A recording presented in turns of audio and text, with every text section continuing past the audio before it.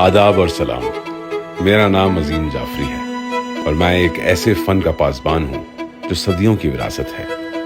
میں بات کر رہا ہوں اردو خطاطی کے فن کی جو لکھنؤ کے دل میں بسا ہوا ہے. آئیے میں آپ کو اس دل کی دھڑکنیں سناتا ہوں. میرے قلم سے بنی ہر لکیر اور نقطے میں تاریخ کا ایک ٹکڑا چھپا ہوا ہے.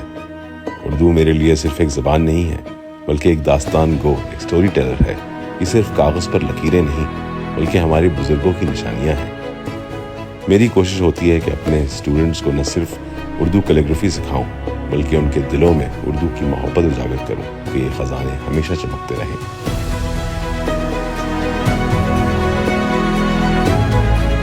گوگل لینس جیسے ٹولز کے ذریعے یہ دیرینہ بھلائے ہوئے الفاظ ہمارے زمانے میں دوبارہ ابھر کے آتے ہیں. It's like a symphony mixing the old and the new, the tradition and the technology. Urdu کے اس عالمی دن کے موقع پر میں سمجھتا ہوں میرا کام محض ایک استاد کا نہیں بلکہ ایک ایسے پل کا ہے جو مختلف زبانوں کو جوڑتا ہے. میرا قلم اردو کی سیاہی کبھی سوکھنے نہیں دے گا.